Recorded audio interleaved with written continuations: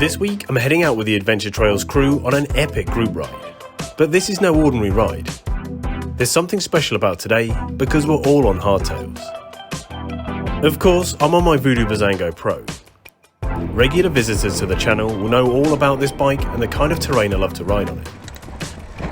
But today's ride is going to be a little different.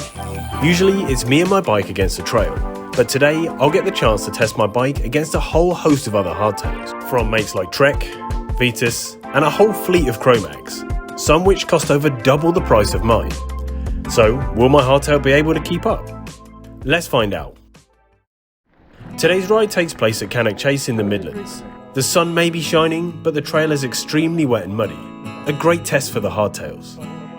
Heading towards the first trail, Gaz from Adventure Trails makes a bid for the front, so me and the Bizango Pro follow straight in behind him. This first section will be a great test for me on the Bizango. Can I keep up with Gaz? Here we go. Hardtails are great for sections like this.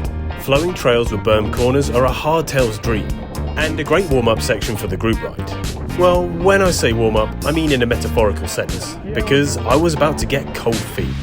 Literally. Oh no!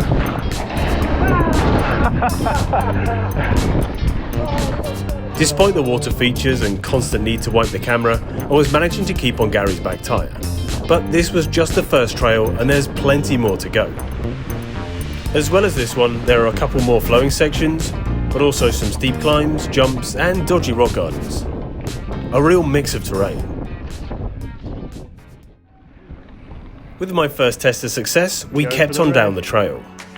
My second test of the hardtail is going to be a bit more technical. This red section starts with a rock garden, has a drop, some jumps and a load of berms.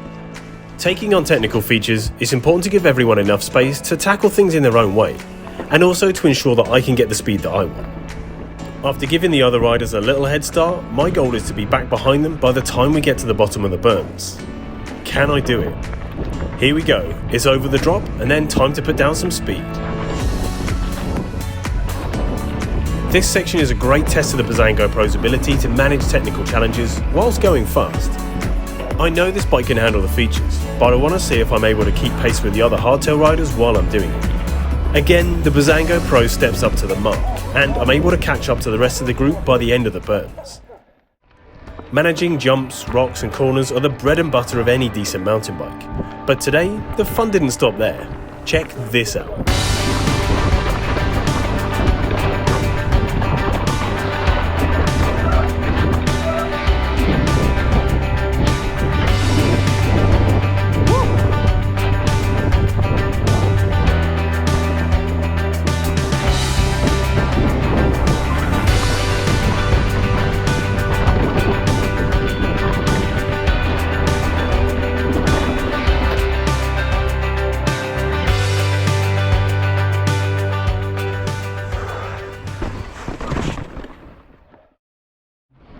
Riding in the group, it quickly became clear that my hardtail was having no problems keeping pace with all the other bikes.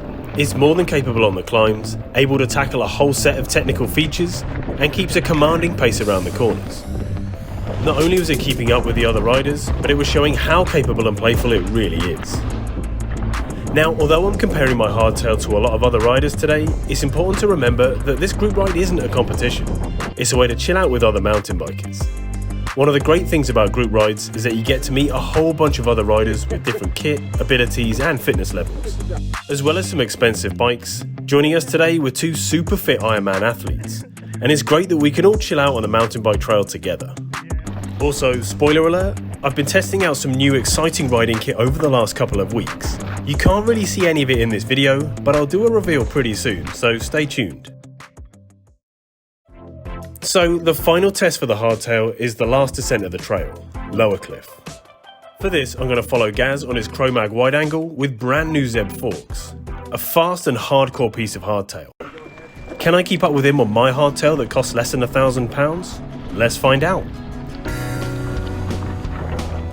Lower Cliff is a decent length downhill section. There isn't anything too technical on it, just a few berms and a couple of small jumps. In terms of the fun features, there seems to be more going on in the upper section than there is in the lower section of the trail. Now, I haven't ridden this section in a while, And unfortunately, the trail surface seems to be suffering quite badly.